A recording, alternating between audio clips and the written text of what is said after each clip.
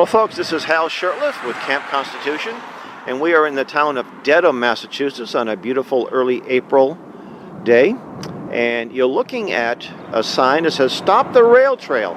And in fact, you'll see a lot of signs on this street, "Stop the Rail Trail." But before I talk about the rail trail, I have to go into a little background of the town of Dedham itself, but which, by the way, abuts Boston in the southwest corner of the city. And Dedham is a relatively affluent community. The real estate here is very valuable. It, has a low middle class. There's some town housing. For the most part, though, it's say well above the medium income.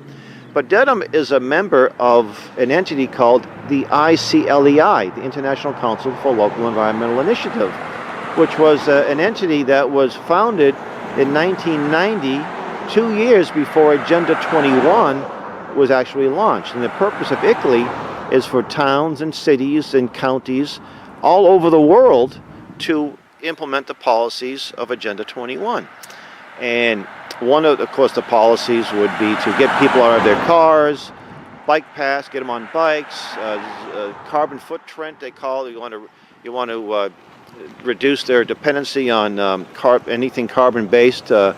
So you'll see solar panels in some places, wind turbines, and so they call solar farms, where they take a beautiful field and put a bunch of these panels there. So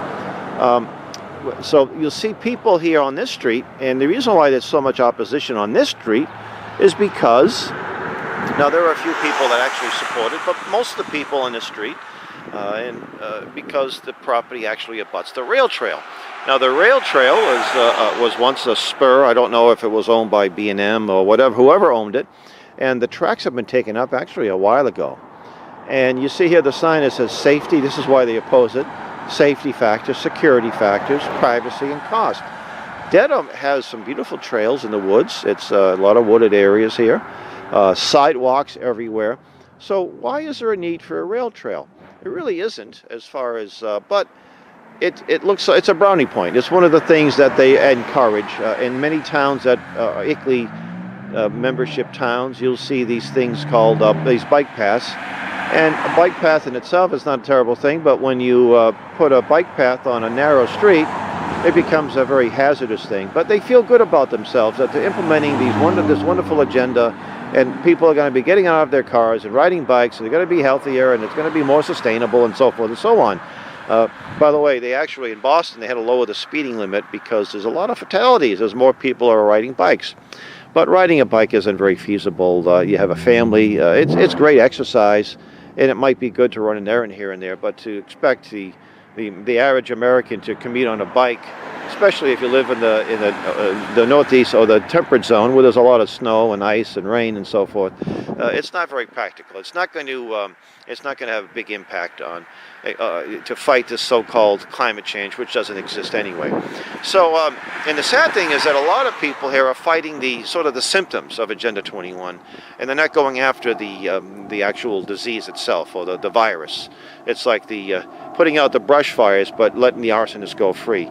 So the people of Dedham, the people of these other towns, have to realize the problem is in the Agenda 21 itself. And until you can get your town out of ICLEI, and many towns have, or get your town out of a green community or wherever, here in Massachusetts it's green communities. I think New Jersey is called Sustainable New Jersey, and you have in the greater Albany, New York, you have, I think it's called Capital Regions for Sustainability. So whatever you are in the world, you're going to have some type of Agenda 21 policy, just called something different.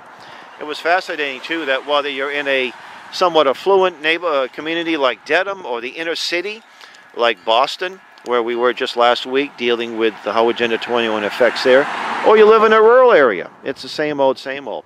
And I think people need to understand this better, and if they do, I recommend a few places.